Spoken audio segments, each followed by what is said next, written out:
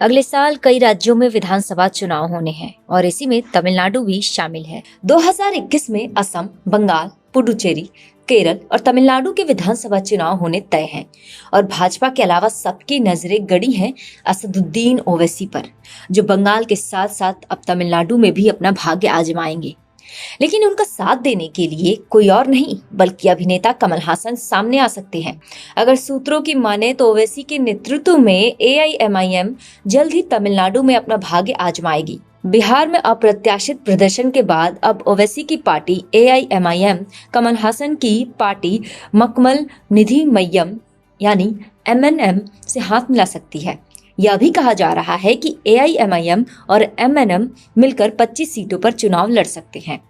Media की reports के अनुसार ओवैसी ने सोमवार को तमिलनाडु के विधानसभा चुनाव को लेकर राज्य के पार्टी पदाधिकारियों के साथ चर्चा की।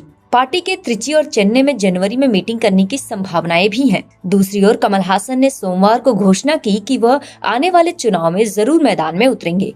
उन्होंने पत्रकारों से कहा कि वो किस पार्टी से चुनाव लड़ेंगे इसकी घोषणा बाद में करेंगे। अब ओवैसी और कमल हासन भला चुनाव के लिए हाथ क्यों मिलाएंगे? दरअसल दोनों एक दूसरे की विचारधारा का समर्थन करते देखे गए हैं। इससे पहले ओवैसी कमल हासन के उस ओछे बयान का भी समर्थन कर चुके हैं जिसमें हासन ने नाथुराम गोडसे के लिए कहा था कि राष्ट्रपिता की हत्या करने वाले को आतंकी कहना चाहिए। पार्टी से जुड़े एक सूत्र ने बताया, ओवैसी सभी मुस्लिम दलों को साथ लाकर चुनाव लड़ना चाहते हैं। एआईएमआईएम कमल हासन की पार्टी और दूसरे छोटे दलों के साथ भी गठबंधन कर सकती है।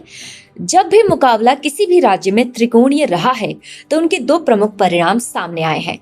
पहला, अल्पसंख्यक वोट बैंक पर निर्भर सेकुलर पार्टी को जबरदस्त नुकसान होना और दूसरा, भाजपा को जबरदस्त फायदा होना। यदि ओवैसी और कमल हासन के बीच का गठबंधन सफल रहा तो उक्त संभावनाओं का सच होना पूरी तरह से संभव है।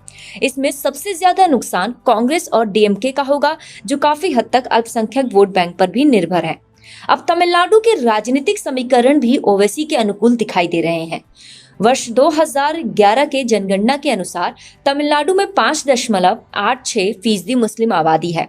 तमिलनाडु के वेल्लोर, रानीपेट, तिरुपत्तूर, कृष्णागिरी, रामनाथपुरम, पुडुकोट्टई, त्रिची, मुद्देर और तिरुनेलवेली में कई मुस्लिम बहुल इलाके हैं और ऐसा माना जा रहा है कि ओवैसी की पार्टी इन्हीं सीटों में चुनाव लड़ सकती है। ओवैसी इसी नीति से बंगाल में भी चुनाव लड़ रहे हैं ताकि मुस्लिम वोट्स को एकजुट किया जा सके और इसी नीति से संभवतः वो राजस्थान में भी अपना भाग्य आजमा सकते हैं।